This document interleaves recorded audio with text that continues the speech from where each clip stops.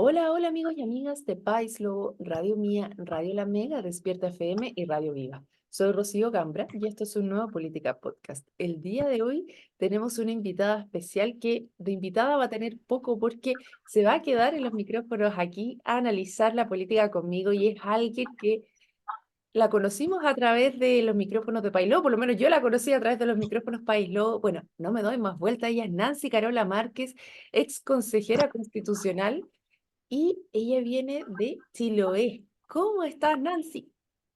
Hola Rocío, hola a todos y a todas, muchas gracias por el espacio. Se agradece estos espacios de discusión política, ¿no? Y contingencia nacional, donde hay cada día menos, ¿no? Como que los medios parece que están cada día menos preocupados de lo que sucede en Chile y se agradece de verdad, de corazón, estas instancias de discusión, más allá, ¿verdad?, de atomizarnos o de poner visiones sesgadas, es más bien dar una mirada de tantas, ¿no? Que tienen, yo soy antropóloga profesional, así que veo también el hecho social, ¿verdad?, como circuitos no dinámicos que uno puede analizar desde distintas miradas, y lo que se pretende justamente acá es dar una mirada de ese hecho social, que por cierto es diverso y tiene también distintas miradas por sí mismo, ¿no? Claro, Nancy tiene una consultora, es antropóloga y además hace poco militante de partido, ¿de qué? ¿Cómo se llama ahora? ¿Frente Amplio? Todavía, Todavía no, estamos en proceso de todavía discusión. no. Yo soy militante de Convergencia Social hace 2 años y un poquito más. Me he dedicado toda la vida a la antropología, esa es mi casa de formación académica y teórica. Y claro, hace 2 años y medio decidí militar hoy día, ¿verdad?, Portas del Frente Amplio, que es mi casa política. Y también es bueno dejarlo en claro, ¿no? Para que también la gente sepa de dónde se está hablando, ¿no? Esa honestidad, desde dónde, no soy neutral en esto, no tengo ¿verdad? Mi forma de ver el mundo desde lo político.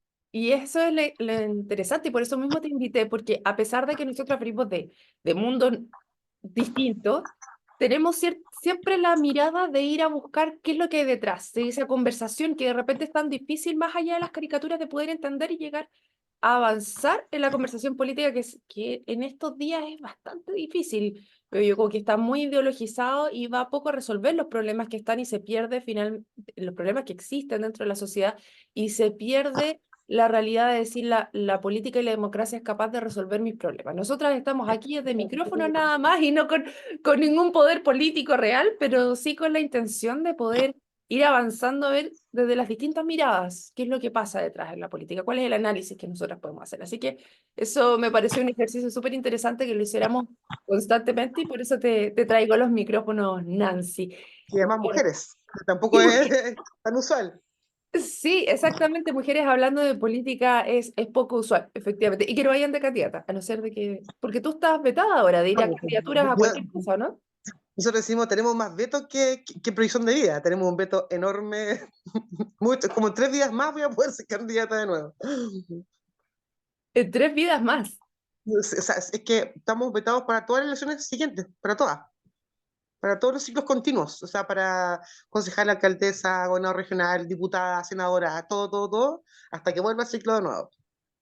Así es, así que bueno, va a estar súper interesante estas conversaciones y como los días lunes antes hacíamos con Alicia Desperinas, ahora queremos analizar la academia, qué es lo que está pasando y ya desde esta mirada con esta antropóloga Nancy Carola Márquez, les recuerdo para los que se suman a nuestros micrófonos como auditores, y traemos la academia, partamos como lo hacíamos antes, vamos a ver cuál ha sido la aprobación, conversábamos la semana pasada que había bajado, se había destrabado la aguja, porque durante mucho tiempo estuvo la aprobación presidencial pegada en 30 y ahora bajó un poquito y volvió a subir 2 puntitos que no hacen mucha diferencia. Están 26. ¿Cómo lo ves tú, Nancy? Mira, yo creo que, bueno, primero habría que ver, ¿verdad?, ese porcentaje si es de la gente que, ¿verdad?, que es como esta gente, ¿verdad?, que, como yo, ¿no?, que somos, ¿verdad?, militantes y que tenemos, por cierto, ¿verdad?, una lealtad política con el presidente, o más bien, ¿verdad?, la gente que va y viene, ¿no?, de los mundos políticos. Yo creo que la semana pasada fue una semana muy difícil para el país en general, ¿no? El tema de la seguridad se instaló después de la muerte, ¿no?, de estos tres lamentables, ¿verdad?, asesinatos de los tres carabineros. Y creo que fue un escenario muy difícil de poder abordar, ¿verdad? Y por cierto, claramente las encuestas es la primera el primer termómetro que se pone socialmente, ¿no? Ahora, si eso va a seguir o no, yo creo que la encuesta igual hay que verla con perspectiva también del tiempo, ¿no? Realmente un número no hace una realidad, como se dice en las ciencias sociales, ¿no? Un número no pinta un cuadro, ¿no? Pero muchos números sí podrían eventualmente darnos cierta tendencia. Yo creo que esto va a ir a la alza, yo creo que el presidente tiene ¿verdad? Su mundo ahí, ¿verdad? Su línea de base con la que se mueve, y hay que ver finalmente cómo se va viendo esto con el pasar de los meses. Ya tal vez podremos con más meses dar mayor profundidad. Nancy, ¿y cómo lo has vivido tú? Porque una de las cosas que se decían era que el perro matapaco y esta como decir, este dicho del presidente de menospreciar quizás de alguna manera ese símbolo de la revuelta o del estallido, le había traído estas consecuencias también, más allá de que hubiese, o sea, del asesinato propiamente tal de los 3 carabineros, que eso ya es como parte de lo que ha pasado ahora dentro de este grupo más como de este 30% que lo estaba siguiendo siempre, ¿le llegó un poco? ¿Cómo percibiste algo de eso tú o no? En el fondo como que tú dices como que está perdiendo un poco, ¿verdad? Perdió cierto Está apoyo perdiendo por claro, eso. su propio nicho, digamos. Claro, con Sí. estos señales, ¿no? Del perro matapaco, ¿verdad? Otras señales que ha dado. Yo tiendo a creer que las personas que estamos y que somos parte de este mundo, ¿no? Entendemos que el presidente de todos los chilenos y chilenas y que por tanto tiene, ¿verdad?, una responsabilidad de Estado. Y yo creo que nuestro presidente ha tenido esa mirada de Estado más allá, ¿verdad?, de que forma parte de un mundo político que es el nuestro, ¿no? Que tenemos una forma de ver el mundo, una proyección también de ver la política pública, el Estado. Creo que el presidente siempre se ha mostrado más bien una figura de Estado y me parece que eso es una buena señal, ¿no? Porque eso también da gobernabilidad a un país.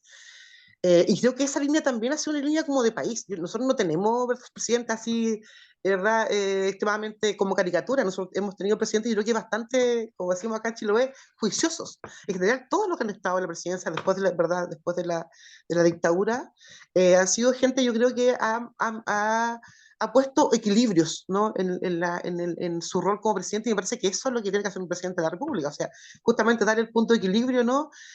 Aunque eso requiere a veces no de tener que dar doble explicaciones o tres explicaciones por lo que se hace, pero me parece que hay que saber habitar el cargo, ¿verdad? Y creo que nuestro presidente lo hace en ese sentido a la perfección. O sea, yo recuerdo cuando estuvo, por ejemplo, en el último discurso que dio en el Consejo, cuando se cerró el Consejo Constitucional justamente ante la votación, y él dio un discurso, a mí me pareció de verdad un discurso muy de alguien que está dirigiendo un Estado, ¿no? Más allá de un partido político, ¿no? O de un conglomerado político, alguien que está dirigiendo un país, ¿no? Y me parece que esa línea es la correcta, ¿no? En este escenario político hoy día, en este momento. Me parece que ese debe ser el tono del mandato. Sí, bueno, va a estar interesante qué es lo que pasa ahí, porque hay varios de otros sectores que no, ya con tanta vuelta no le creen mucho a lo que dice el presidente y le ha pasado, por lo menos también me ha pasado a mí que muchas veces después de un muy buen discurso de él, las acciones que él realiza a las semanas posteriores no se condicen con el discurso propiamente tal que da en ciertos momentos. Y de hecho, han habido momentos en los cuales él ha hablado que ha subido bastante su aprobación y nosotros ahí quedamos con la esperanza de que efectivamente vaya avanzando, pero después se desdice. Así que, bueno, vamos a ver cómo terminamos, pero por lo menos ahí está terminando. Se manda cosas así como esto, como la bancada Coñete que dijo ahora, pues Nancy. Entonces tú dices, Exactamente. Yo creo que es un cargo, o sea, yo no quisiera ser presidente de la República nunca en mi vida, me parece que yo es un tampoco. cargo que no quisiera evitar, ¿no? No quiere ser feliz, básicamente. Y en ese contexto, claro, es muy difícil, yo creo que es muy complejo manejar aguas distintas en ese espacio. Yo creo que nuestro presidente hasta ahora lo ha hecho bastante bien en ese mundo, tratando de manejar estas aguas, ¿no? Que son diversas, son complejas, tienes que hablarle a la contingencia, hablarle a tu mundo, al otro mundo, llegar a acuerdos, ¿no? Y me parece que, como bien tú decías al principio, estamos en un escenario muy encrispado socialmente, de mucha división, ¿verdad? Política, religiosa, ideológica, de todos los mundos posibles, ¿no? Y claro, en ese ambiente necesitamos también figuras que llamen un poco, ¿verdad?, al juicio, como decimos acá en Chiloé, y un poco, ¿verdad?, a mirar al Estado por sobre cualquier ganada pequeña, ¿no? Política que igual, la política finalmente igual cae a veces como en esa caricatura, ¿no? De la ganada que quiero yo para hablarle a mi gente, ¿no? Y tal vez lo que más cuesta es justamente tener esta mirada más neutral y más de Estado, que es lo que la ciudadanía finalmente también espera. Sí, y eso te quiero llevar a uno de los temas que se toma la academia en este caso y que también se toma en este día lunes, porque vence el plazo para poder sacar la ley corta de ISAPRES y con eso significa que si no sale nada del Congreso, inmediatamente se aplica lo que dijo la Suprema, o sea que efectivamente las ISAPRES van a tener que devolver esos fondos que estarían endeudando por malos cobros a sus afiliados. Y si no sale la ley corta, se ve que caerían las ISAPRES ahora ya, y si sale la ley corta, otros dicen, bueno, puede que planeen un ratito más, pero van a caer igual. Y dentro de eso, el presidente ha llamado a no dejar caer las ISAPRES según una entrevista que realizaron a la ministra la ¿Ya ministra Jara? Janet Jara, sí. El Y trabajo. así es, porque ella también está actuando ahí apoyando las vocerías. Entonces, vamos a revisar un poco qué es lo que está pasando, cuál es la percepción y cuáles son tus comentarios y este análisis sobre qué es lo que está pasando sobre la ley corta de ISAPRES. ¿Te parece, Nancy? Sí, la verdad es que yo revisé la encuesta y me sorprendió estas preguntas, ¿no? Respecto, ¿verdad?, al apoyo que tenían las ISAPRES, ¿no? Debo ser honesta que me sorprendió, eh, porque hoy día de hecho se vota, entonces hoy día estaríamos frente al último capítulo, ¿no?, de una historia que lleva hartas temporadas, ¿no? Y que hoy día, ¿verdad?, se termina un proceso, un ciclo, ¿no? Y a la luz de las encuestas es legítimo también preguntarnos esto: ¿por qué instituciones que hace algunos años eran mal evaluadas, hoy día, ¿verdad?, al parecer el sol les alumbra y son instituciones que están bien evaluadas, ¿no? Según también lo que arroja la encuesta de esta última semana. Lo vemos en la ISAPRE, lo hemos visto también, por ejemplo, con el tema de las instituciones de educación superior y otras. Igual uno podría cuestionar las preguntas, Rocío, podría preguntar cómo se hace la pregunta, pero ya, ¿para qué Como vamos a buena entrar en eso? antropóloga. Vamos un poco más profundamente, ¿no?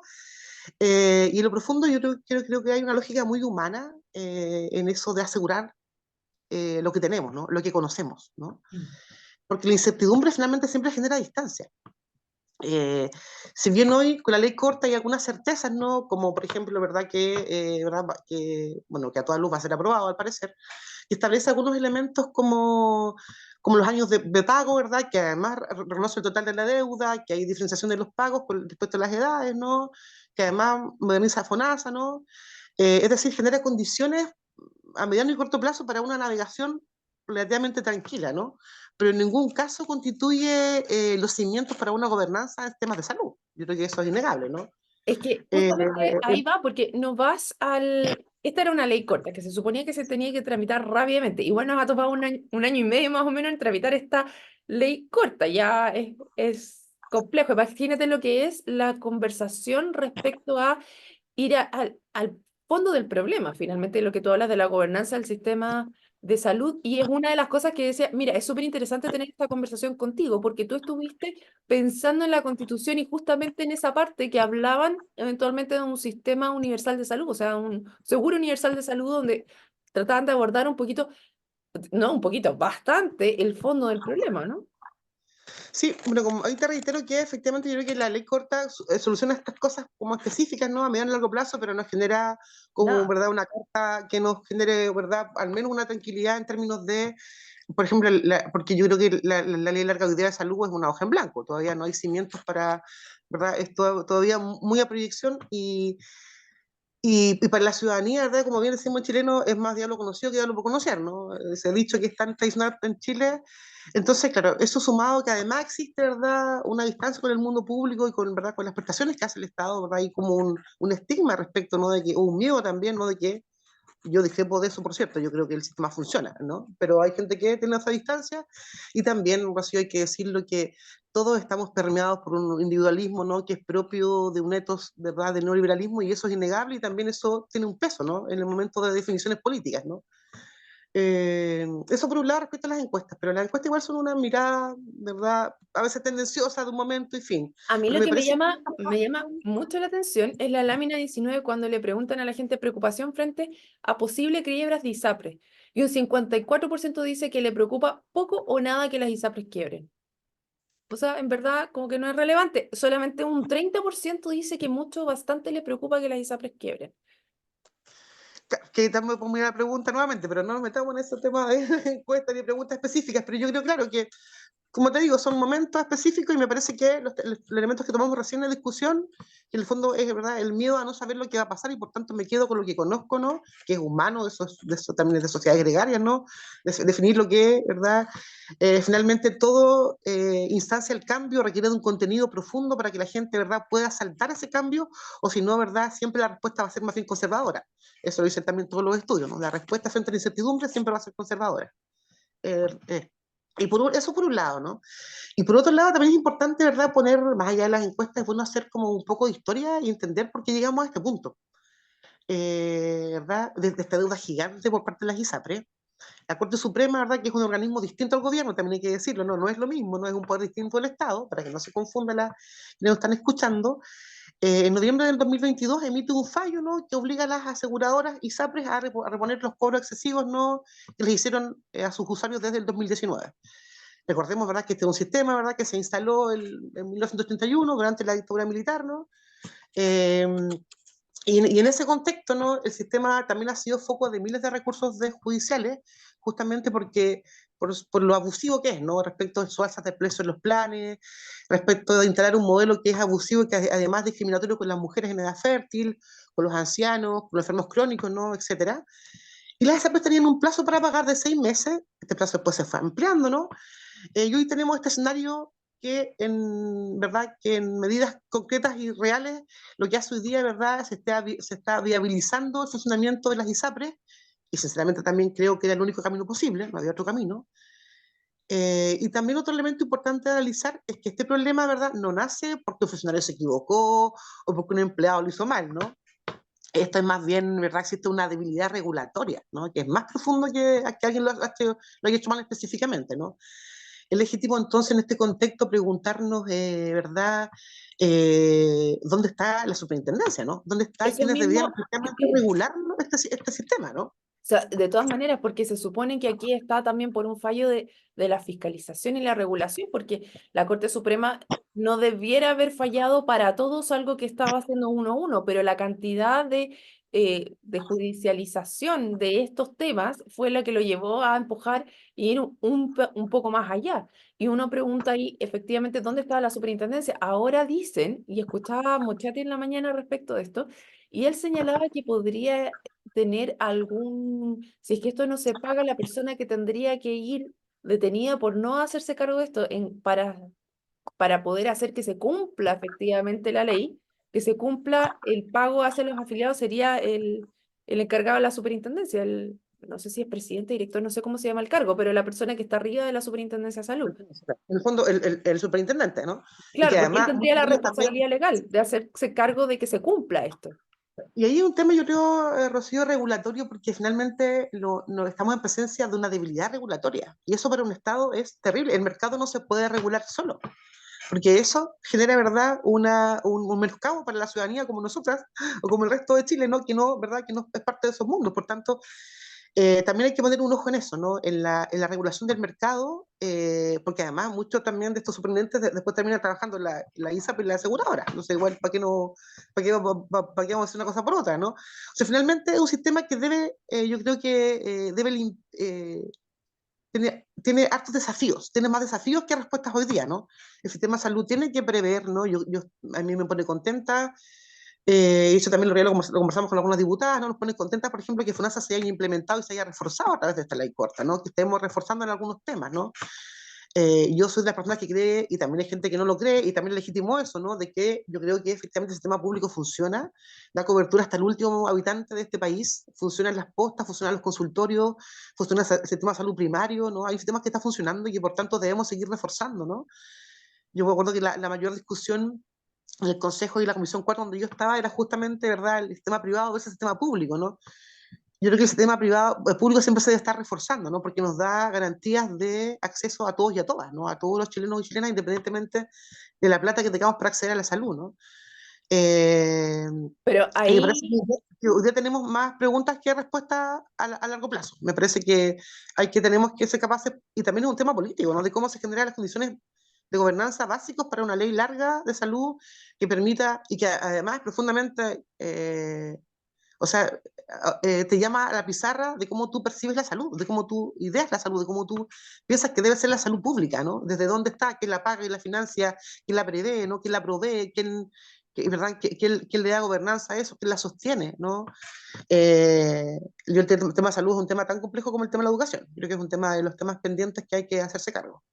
Bueno, ahí me quiero quedar con dos cosas que escuché una de la ministra Aguilera cuando estuvo aquí en Osorno, y ella decía que dentro de lo poco que tenemos, o sea, de lo poco que se destina del PIB a tema de salud en Chile, podemos hacer bastante. Y yo eso estaría de acuerdo. Sin embargo, escuché una entrevista que le hicieron en el polo opuesto al ex intendente, al ex superintendente de salud, Manuel Inostroza, y ahí da dos cosas súper interesantes. Por un lado, él señalaba que desde que empezó este tema de las ISAPRES, desde el 2022, han migrado a FONASA entre 1,5 millones y 1,700,000 personas. Y eso ha hecho que las listas de espera que estaban disminuyendo volviesen a aumentar.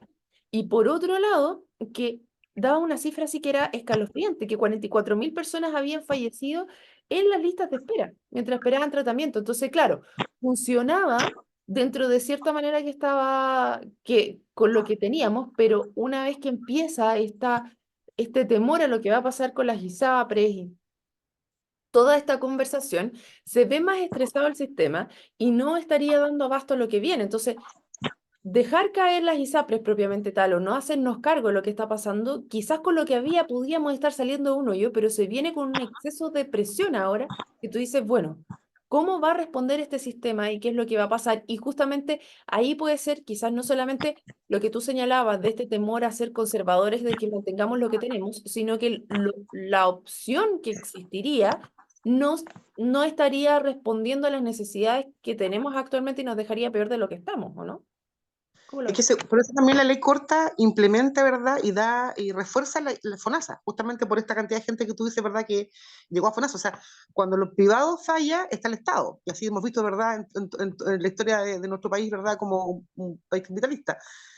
Ahora, en ese escenario también, Rocío, hay que explicar un fenómeno que pasa en todos los sistemas políticos, sociales, culturales, que se llaman los mecanismos de justicia distributiva, ¿verdad? Que son mecanismos que es para asegurar, ¿verdad? Que la mayoría de gente tenga prestación de salud, ¿no? Y para eso el Estado tiene una bolsa de dinero, ¿no? Que no es infinita, ¿no? Y que por tanto, por ejemplo, tampoco se puede hacer cargo, por ejemplo, de demandas, ¿no? De salud que son muy, muy caras. Por ejemplo, me acuerdo del niño Tomás, que la ama está viajando y a Tancú, ¿verdad? Santiago pidiendo, ¿verdad? Pidiendo, ¿verdad? Salud para su hijo, porque por un tratamiento que vale 3.500 millones de pesos, es decir, una cantidad de plata, o sea, que un Estado como el nuestro claramente no puede dar, y eso también hay que ser sincero en esto, ¿no? Nuestro saquito de plata, ¿verdad? Es limitado, y claramente eh, hay que hacer efectivos los mecanismos de justicia distributiva, es decir, ¿verdad? Yo doy planes, ¿verdad? Doy prestación de servicios a la ciudadanía, ¿no? Pero eso también tiene ciertas lógicas, ¿no? Es como cuando, por ejemplo, el tema de la pandemia, ¿te acordáis? A quién se le ponía el ventilador y a quién no, ¿no? Porque eran tan pocos ventiladores que no teníamos acceso a todos los ventiladores. Entonces, tú ahí tienes que, ¿verdad? Como Estado y como, ¿verdad? Y como personas responsables, ¿no? Del mundo público, empezar a jerarquizar necesidades, ¿no? Eso pasa en todos los sistemas del mundo, ¿no? Porque no tenemos plata infinita, ¿no? Por tanto, hay que también regular eso, ¿no? A mí me parece que hoy día el sistema, yo soy FONASA, además yo soy usuaria, yo vivo en Ancud, tengo 3 hijos, soy usuario del sistema público, me parece que funciona, ¿verdad? Y creo que también eso hay que relevarlo, porque a veces creo que el negativismo también se empodera de nosotros y pensamos que todo está mal y todo está pésimo. Yo creo que hay cosas que funcionan en nuestro país, como son las postas, funcionan los consultorios, ¿verdad? Funcionan, ¿verdad? Las prestaciones de servicios básicas, ¿no? Esas funcionan. Ahora, con esta llegada de personas, como bien tú dices, que es una cantidad de gente importante que llega a ese tema, ¿verdad? A ese tema público y que el Estado tiene que recibir porque es parte de su función. Por tanto, la importancia de no debilitar el Estado, ¿verdad? Y no debilitar, ¿verdad? El financiamiento de la salud pública. Es justamente con esta ley corta que en eso sí me parece que es un acierto importante y que es una certeza que es que da más recursos y garantiza, ¿verdad? Las prestaciones de servicios públicas, mixtas también, pública o privada, porque también el privado, ¿verdad? Más de la mitad de prestaciones, ¿verdad?, que hace el sistema privado hoy día son financiados por el Estado. Por tanto, me parece que igual hay que eso decirlo, ¿no? Y constatarlo como un hecho, ¿no? Cuando tú accedes al mundo privado, también estás siendo pagado por el mundo público, ¿no? Por el Estado. No es que los privados se hagan cargo de todo ese sistema, ¿no? el sistema público se hace cargo de muchas prestaciones y me parece que reforzarlo hoy día era necesario justamente por esta cantidad de gente que va a llegar y que está llegando y que ya llegó a FONASA. Sí, ya.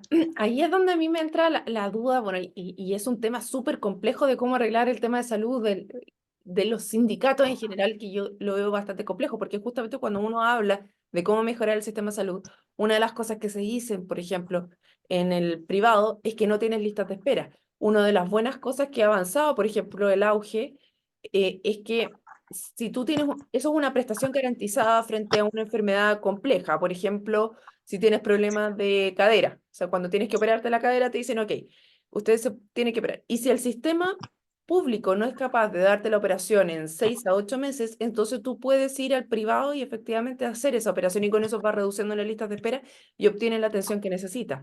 Yo creo que ese es Y, un buen y sistema, pasó por el Estado. es pagado por el Estado, es un sistema mixto y yo creo que es interesante eso, o sea, porque ahora a nadie le obligan a estar en una ISAPRE, no es obligación, o sea, tenemos la libertad de escoger si vamos a FONASA o si vamos a ISAPRE, no, no tienes esa obligatoriedad de estar en FONASA o en ISAPRE, pero las personas escogen libremente para cuál de los dos se van.